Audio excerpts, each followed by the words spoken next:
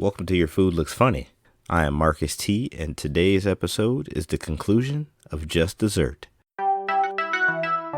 I'm not eating that. I'm not eating that. So today will be the conclusion of my December baking extravaganza, also known as Just Dessert. This is part 3, so if you haven't caught up to what's going on here, wintertime, I love to bake. And so I thought I would just take it upon myself to just talk desserts for a few weeks. And so today we will be going through cookies. And I'm going to give you my top 3 favorite cookies and some variations of those cookies in order to make them a little different than you're used to, but get some new exciting flavors out of those. And also going along with the top 3, I'm going to go with my top 3 overrated cookies. Top 3 overrated cookies. Now, these are my opinion. I didn't survey a bunch of people. I'm just giving you my opinion on these. So, before I jump into the cookies, a couple things that I missed on the past couple of episodes. An ice cream flavor. I'm not sure if I brought this up, but I made key lime pie ice cream for Thanksgiving. I continuously forgot to mention that it came out very good. Key lime pie ice cream, graham cracker crust, raspberry jam swirl in between that. So I just had to mention that in there really quick. And a shortcut to some ice cream that I made 2 weeks ago. I used cheesecake flavored pudding from Jell-O, and I mixed in some of that raspberry jam again, but this time I used Chessman butter cookies. Yeah, it got real. So that was a shortcut to me not actually having to cook my own custard itself. I just used the pudding, the instant pudding mix as a shortcut, and you freeze it with the jam and the Chessman butter cookies crumpled up in it in layers. Fantastic. All right. Just forgot to throw that one in there. So moving past the ice creams that I forgot to mention into our cookie discussion. So this was right along the lines of what I Google searched for America's favorite cookies. My top 3 favorites that I like to make and eat are in this same realm. And then after this, we'll get into my top 3 overrateds. But right now, top 3 favorite cookies to make. Number 3, start at the bottom. Number 3, oatmeal raisin. Classic cookie right here. I mean, you can't go wrong with the classics when it comes to cookies. You don't want to overdo it. You don't want to overthink it. Oatmeal raisins in that echelon of it is what it is. You're not going to be disappointed by it unless you don't like raisins. And if you don't like raisins, you probably just don't like this cookie in general. And that was me. I don't like raisins. I'm not a huge fan of it. But in this cookie, they just work. The oats, the cinnamon, the butter, like they just work. Am I a huge fan of them? No. But are they in my top 3? Definitely. Why? Because they're consistent. They're so consistent that you rarely run into one that you just hate. Whether they're warm out of the oven or a little cooled, they're still good. I love mine fresh out of the oven. And going along those lines, I'll give you my variation for this. So instead of just doing oatmeal with raisin, my favorite version of this involves dried cranberries instead of the raisins. And then I do white chocolate chips inside of it. So the tang from the cranberries and the sweetness from the white chocolate, they meld so nicely together along with that cinnamon and that crunchy texture from the oats. Fantastic. So again, oatmeal raisin is number 3, but oatmeal, cranberry, white chocolate is my favorite variation of the oatmeal cookie. If you get a chance to try that out, just do your regular oatmeal raisin recipe, okay? Any basic oatmeal raisin recipe, take out the raisins, substitute cranberries, and add a handful of chocolate chips in there. You'll thank me for it. I appreciate your consideration to this matter. Moving on to number 2. Number 2 cookie, peanut butter. And again, this is one of those things where if you don't like peanut butter or you have an allergy, you're excluded from this being on your top 3. But for me, it's in there. I'm not allergic to peanuts. I'm a decent fan of peanut butter. But a peanut butter cookie, the right one, is good and soft And there's a variation that I like making from a recipe called My Baking Addiction, and I'll probably post that link underneath this post on yourfoodlooksfunny.com. But peanut butter cookies, and in this recipe they use honey, so it's a honey peanut butter cookie. But with my variation of this cookie, I took it a step further. So not only do I use honey as part of the sweetener in this cookie, along with the peanut butter and a little bit of sugar to roll it in, but I also add butterscotch morsels. Now, before you just say, I'm not eating that. We're not talking butterscotch like you asked your grandmother for some candy and this is what she pulled out her purse. Butterscotch morsels, which you can get them just like you can get chocolate chips. Hint of what's coming next. But butterscotch morsels in peanut butter cookies.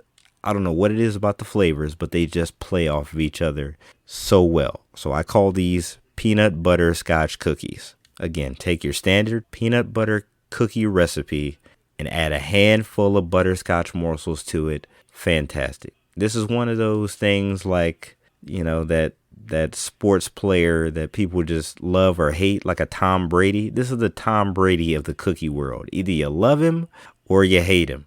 But, if he's your guy, this is your cookie. So peanut butter scotch cookies. Number 2 is peanut butter cookies, but you add some butterscotch morsels to it and you have my variation for success. So the number 1 cookie, I just gave hint to it a second ago, but chocolate chip. Again, you can't go wrong with the classics. You don't try to reinvent the wheel on these things, people. There's a reason that this simple cookie has stood the test of time and has so many different recipes from so many people.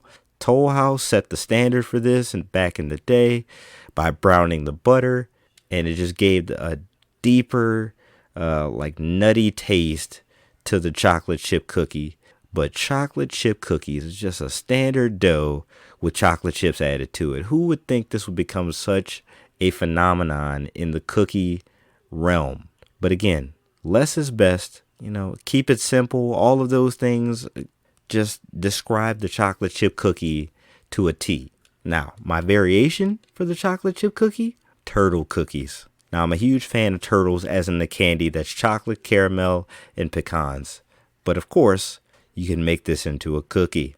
Okay, just take your chocolate chip cookie dough, a regular recipe. Okay, you might need to take out a little bit of the chocolate chips because you're going to have a whole lot of stuff packed into this cookie. But you're going to add some caramel bits, and you can usually find them in the same aisle with the candies.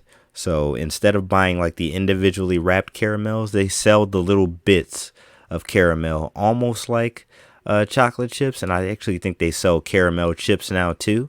But then you add some chopped up pecans. Oh man.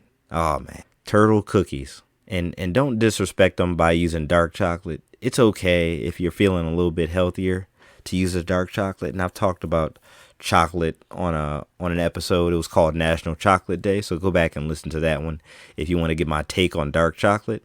But as far as I'm concerned, we need something semi-sweet and up. So semi-sweet chocolate chips are usually perfect for this, along with the caramel bits and the pecans. Turtle cookies are your variation for the number 1 cookie, chocolate chip. Ken, you can't go wrong with those. Don't try to overcomplicate it, people. Moving on from the top 3 cookies into my overrated cookies. I had to separate it in 2 words. It was so overrated. Overrated. Okay.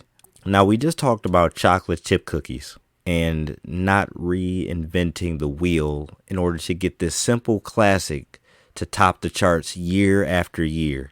Okay. As far as overrated cookies, again, these are only my opinions. Don't take it personal, people.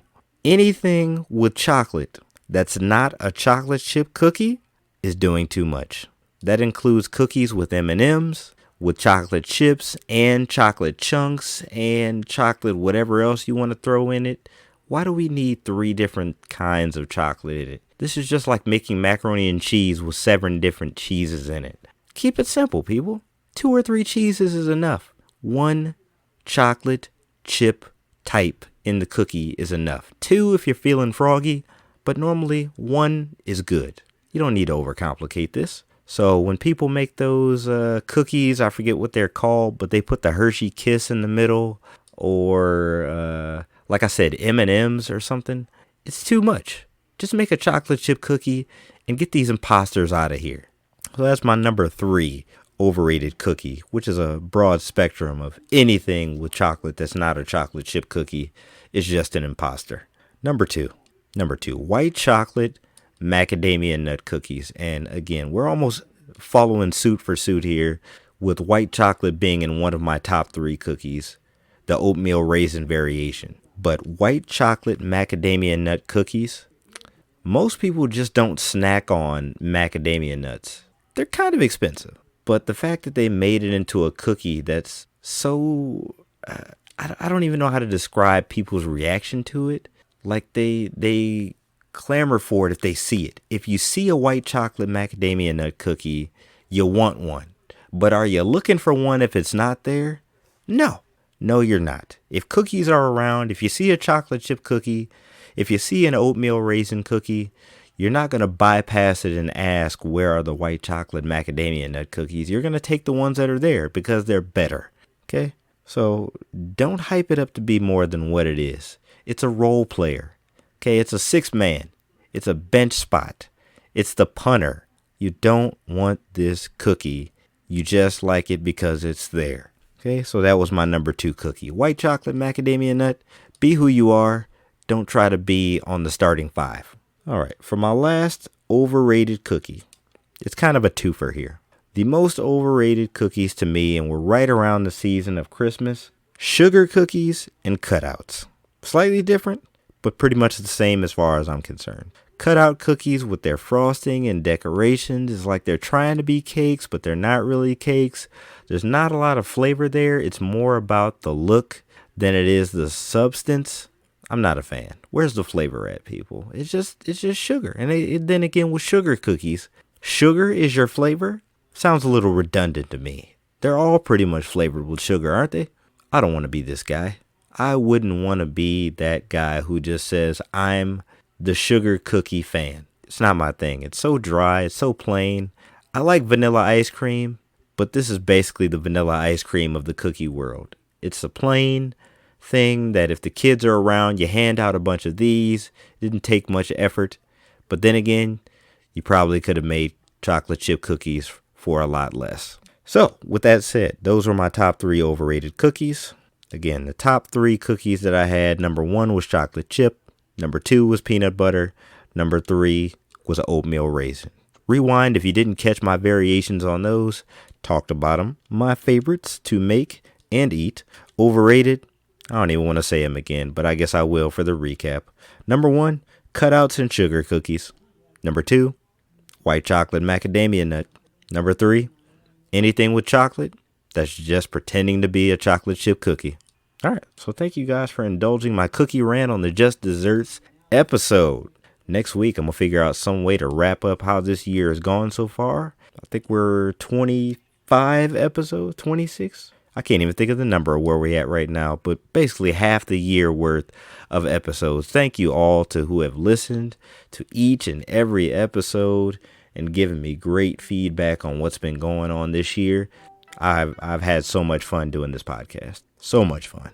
But again, next week, we'll come up with something to wrap the year up, and we'll get started with next year shortly after that.